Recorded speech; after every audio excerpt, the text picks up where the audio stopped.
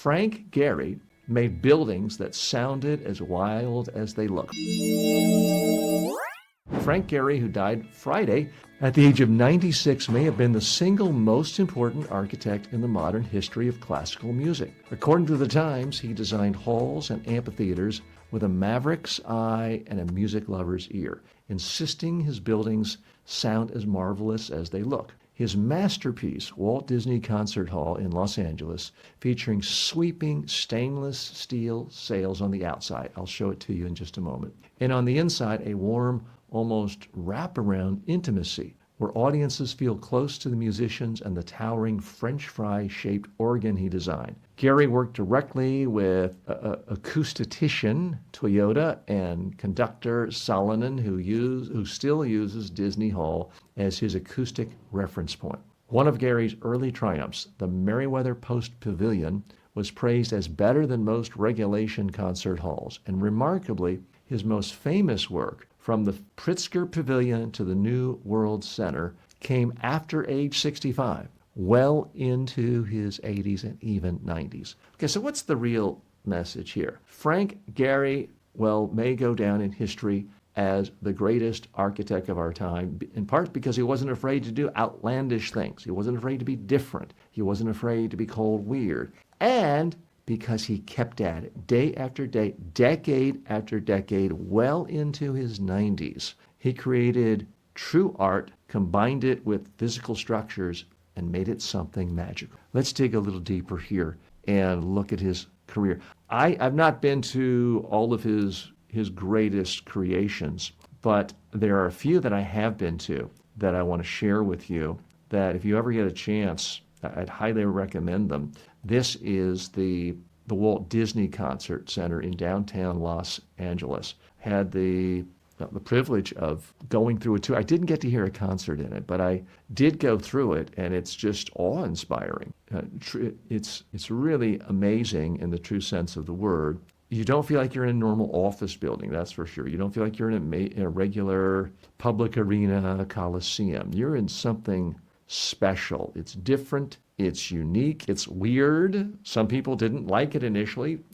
A lot of people never liked this guy's work initially, but then it grows on them. He wasn't afraid to be different. And to me, we can't all be Frank Gehry, okay? I'm no Frank Gehry. But we can all venture to be different, to do things in a unique way. And maybe we have to do some things in a conventional way just because the client asks for that. But when we get a chance, we can say, I'm going to create something that's not a cookie cutter like everyone else. And he certainly did that. So I would highly recommend, if nothing else, taking a walking tour through this Frank Gehry Disney Concert Hall in Los Angeles, if you're ever there. The other one I've really enjoyed was the Louis Vuitton Foundation on the outskirts of Paris. And while living in Paris for a month a couple of years ago with my family, we did spend a day out here. And again, it's different. It's unique. It's these giant sail features. You don't know what you're in, but you know you're not in a normal place. You know you're in a place that is devoted to art, artistry, beauty, creating a special feeling. So it was a perfect combination of his artistry and Louis Vuitton. So let's look at some more facts about his life that I think are interesting. He made most of his best work after the age of 65. And I want to stress this. I live here in South Florida where, let's face it, there are a lot of old people. And while I don't consider myself old, I'm constantly asked the question, hey, are you retired? Horrors.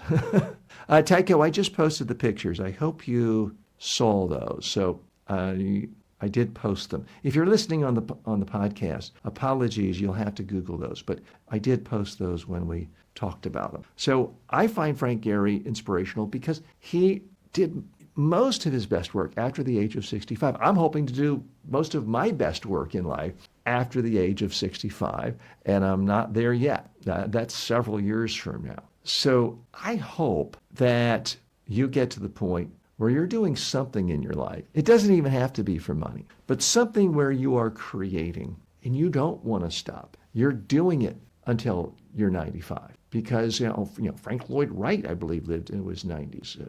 a lot of the best artists in the world live a long, long time. There's something about the act of creation, the act of positive affirmation from an audience, from customers, clients, the world, critics, somehow breathes life into people. But realize it wasn't always this unanimous praise. Forbes once listed his Seattle museum as one of the world's 10 ugliest buildings. So there are a lot of his things that initially did not get a lot of praise.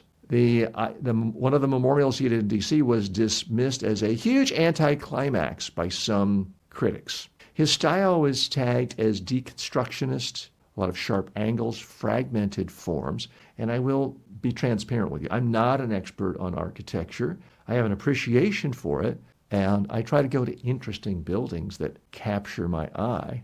But also realize it's not because he necessarily spent the most money on his building. For many years, early in his career, he was known for having a cheapskate aesthetic. He used chain link, plywood, corrugated metal sometimes. So let's not get into the habit of telling ourselves, well, I'd love to be creative, but no one's giving me the huge budget. He didn't let that stop him at all. The New World Center in Miami, that's another place I have been to.